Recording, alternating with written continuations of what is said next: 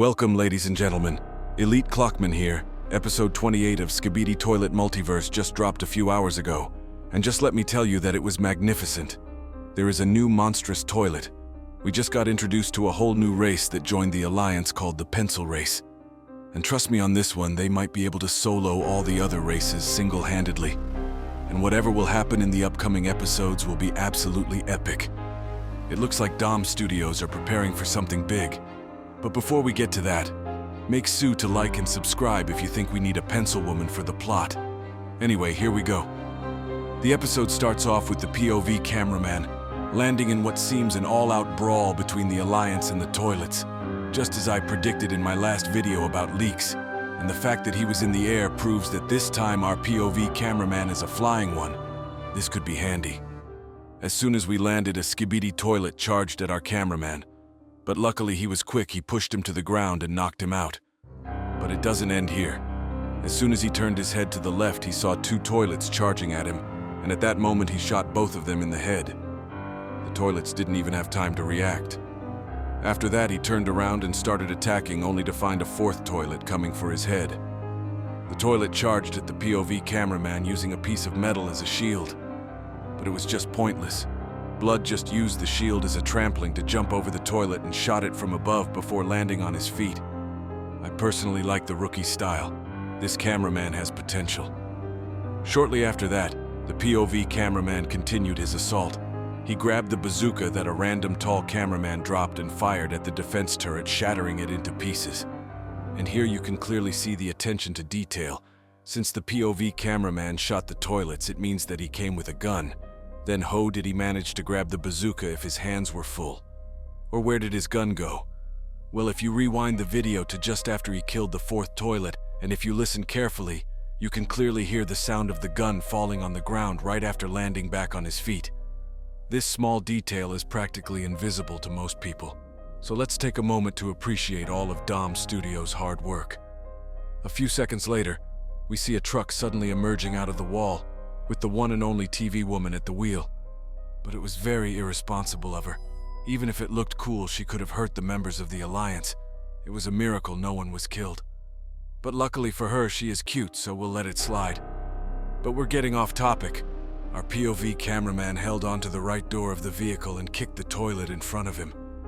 Shortly after, the simp lost focus to look at TV woman when suddenly her face changed as she told us to look behind us. It was the mysterious new toilet from the leaks. He was quick, he grabbed the POV cameraman's head and got him off the truck as he ripped his poor arm.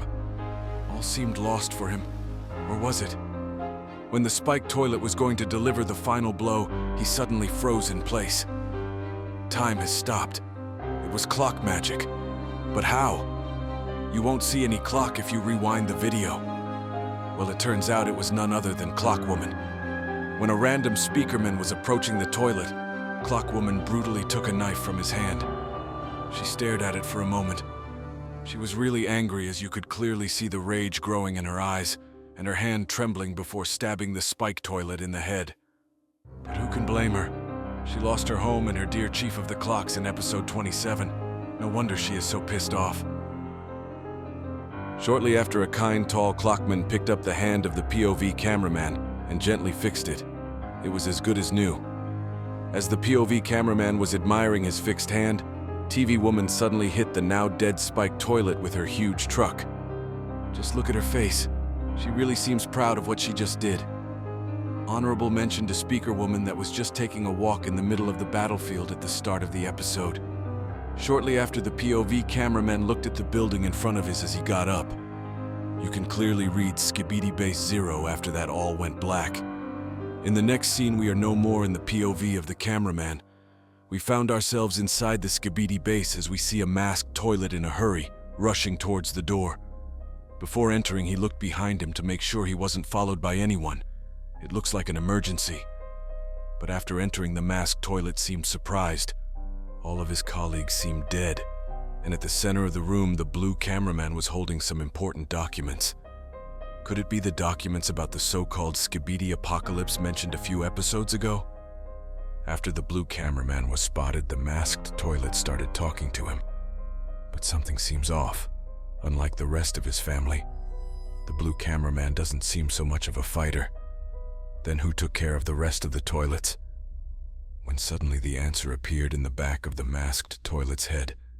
It was the assassin drill man who stabbed the toilet in the back of his head. In the next scene, we see a bunch of cameramen installing bombs, and it seems that Dark Speakerman was the head of the team.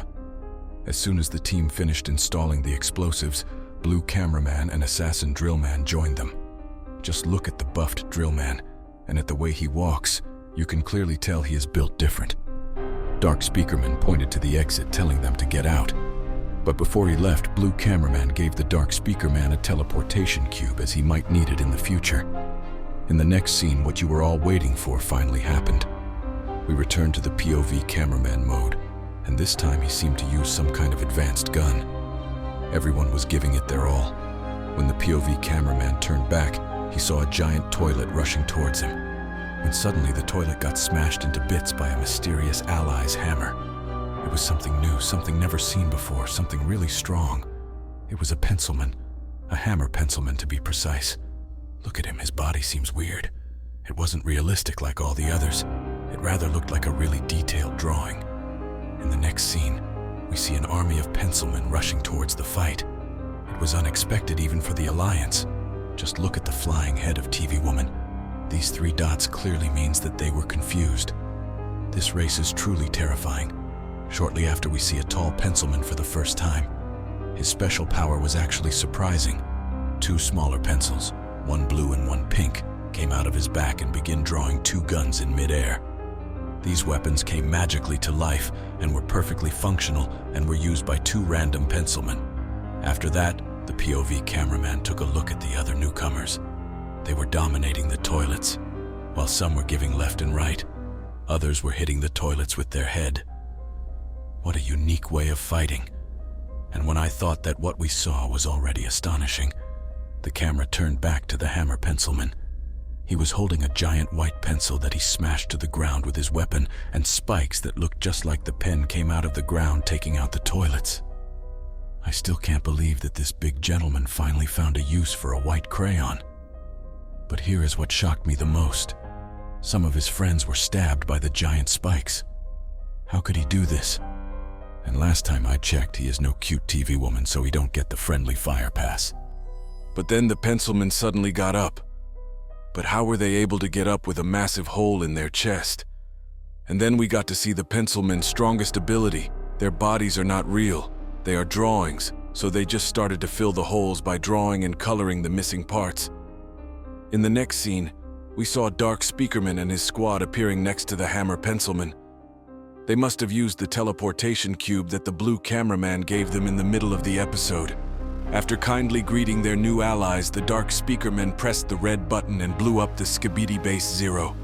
It seemed like the end of the episode, when suddenly something came out of the destroying base. Something big, something ugly and truly terrifying. It was some kind of SKIBIDI toilet monster that started going wild. It seemed like a worthy challenge for the new members of the Alliance, only it wasn't. The hammer pencilman pulled out a black pencil this time, and a mysterious new ally just sucker-punched the monster toilet. And as the monster fell, a giant black pencil spike came out of the ground and stabbed him in the head. After that, the POV cameraman turned to this robot-like guy, and to our surprise he could talk. Notice what's written on his forehead. He greeted the Alliance and said that he hoped he wasn't too late. Here, listen to it yourselves. Greetings, Alliance. Hope we have made it in time. Thank you. As it was predicted, G-Man Apocalypse is in their main headquarters. One last base, SKIBIDI Toilet Base number 1, located. We believe that is where your female agent must be imprisoned. However, we must focus on our main goal. G-Man Apocalypse project cannot be allowed to succeed. Our mission is not rescue. We respect your decision. be safe, and if anything happened, we hope this can help.